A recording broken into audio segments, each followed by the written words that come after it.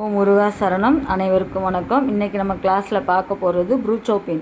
ப்ரூச்சோ பின் வச்சு நம்ம எப்படி அதில் எம்டிஎஃப் போர்டை அட்டாச் பண்ணி டிசைன் கொடுக்கலான்றதை பார்க்குறோம். இந்த பின்னு இப்போ நம்ம ட்ரெண்டிங்கில் இருக்குது. சாரீ பின்னு. அது உங்களுக்கு கோல்டன் கலர்லேயும் கிடைக்கும், உங்களுக்கு சில்வர் கலர்லேயும் கிடைக்கும். அதை நீங்கள் பார்த்து வாங்கிக்கலாம். இதில் சின்ன சைஸும் இருக்குது, பெரிய சைஸும் இருக்குது. உங்களுக்கு என்ன சைஸ் உங்களுக்கு கிடைக்குதோ அந்த சைஸ் வாங்கிக்கலாம். நீங்கள் ரெண்டுமே யூஸ் பண்ணிக்கலாம். சின்ன சைஸ் இப்போ நான் எடுத்துருக்கிறது சின்ன சைஸு. இதில் பெரிய சைஸ் இருக்குது. கோல்டன் கலர், சில்வர் கலர் ரெண்டுமே கிடைக்கும். இப்போ இதில் நம்ம எம்டிஎஃப் போர்டை அட்டாச் பண்ணி சாரீ பின்னாக எப்படி மாற்றுறோம் அப்படின்றத இன்றைக்கி கிளாஸில் கற்றுக்க போகிறோம். First MDF board 1 inch board எடுத்திருக்கேன். 1 இன்ச் போல் நீங்கள் நார்மலாக ரொம்ப அதிகமாகவும் இல்லாமல் ரொம்ப கம்மியாகவும் இல்லாமல் நீங்கள் கம்மு யூஸ் பண்ணிக்கோங்க. அதுக்கு மேலே இந்த ப்ரோச்சோ பின் இதை அப்படியே நம்ம ஸ்டிக் பண்ணிட்டோன்னா நல்லா காய விட்டிங்கன்னா நல்லா டைட்டாக பிடிச்சிக்கிறோம். அந்த பின்னை ஓப்பன் பண்ணி விட்டுட்டு நல்லா காய வச்சுருங்க. நல்லா ரொம்ப அதிகமாகவும் போடாதீங்க, ரொம்ப கம்மியாகவும் போடாதீங்க. கம்மை யூஸ் பண்ணிக்கோங்க. அதுக்கப்புறம் இப்போ நம்ம எடுத்துருக்க சீட்டோட பேர் நம்ம எடுத்துருக்க சீட்டு வேக்ஸ் சீட்டுன்னு சொல்லுவாங்க. சரிங்களா?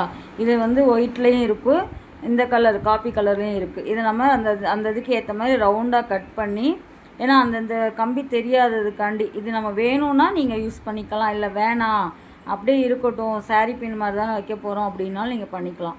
இதில் 2 டிசைன் இருக்குது. இதை நம்ம சாரீ பின்னாகவும் கீழே அந்த மடிப்பு வைப்பையும் பார்த்தீங்களா அங்கேயும் குத்தலாம், இல்லது நம்ம ஹேருக்கு ஹேர் அக்சசரியாகவும் யூஸ் பண்ணிக்கலாம். எப்படின்னா பின்னிட்டு நம்ம அந்த கீழே டிசைன் தெரியணும், அந்த பின்னல் மேலே இதை நம்ம அதில் எடுத்து 4 முடி மட்டும் எடுத்து நீங்கள் போட்டிங்கன்னா உங்களுக்கு ரவுண்டாக அந்த இடத்துல வச்ச மாதிரி நீட்டாக இருக்கும். அதனால் நம்மளோட ஓன் க்ரியேட்டிவிட்டி தான் எல்லாமேவும். நீங்கள் இதை சாரீ பின்னாவும் யூஸ் பண்ணிக்கலாம், ஹேருக்கும் நீங்கள் யூஸ் பண்ணிக்கலாம். இப்போ மறுபடியும் கம்மனை போட்டுட்டு அந்த கம்பி தெரியாத அளவுக்கு தான் நம்ம போட போகிறோம், அந்த இதை ஒட்ட போகிறோம் நம்ம. ஆனால் இதில் எவ்வளோக்கு எவ்வளோ பொறுமையாக பண்ணுறீங்களோ அவ்வளோக்கு எவ்வளோ பொறுமையாக பண்ணுங்கள். எவ்வளோக்கு எவ்வளோ காய விட்றீங்களோ அந்த அளவுக்கு லைஃபாக இருக்கும்.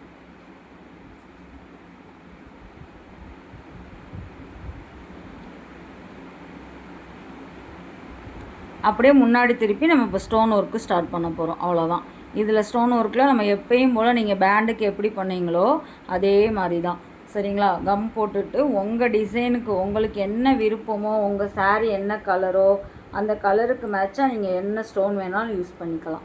ஓகேங்களா? ஐஸ் ஷேப் யூஸ் பண்ணலாம், டைமண்டு, ரெக்டாங்கிள், அதான் உங்களுக்கு என்ன ஸ்டோன் கையில் இருக்கோ.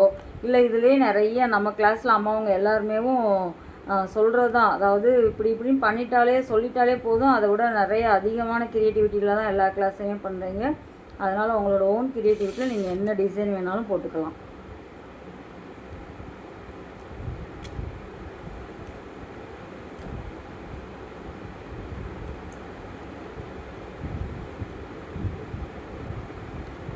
இப்போ ஃபஸ்ட்டு அதில் ஃபிட் பண்ணுறது 3ல் மல்டி கலர்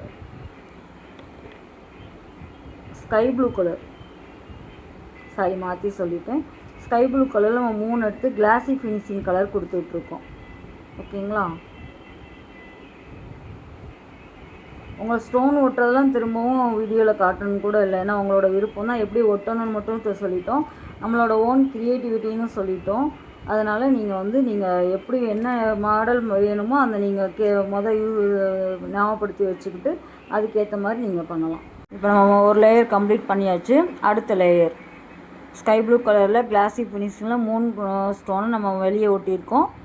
அதுக்கு மேலே நீங்கள் கம் போட்டுட்டு அதுக்கு அடுத்த லேயரை ஸ்டார்ட் பண்ண போகிறோம்.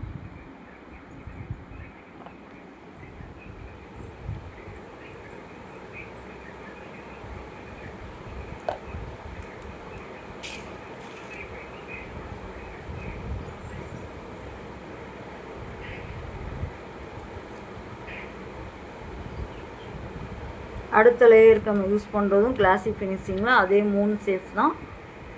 Pink colour,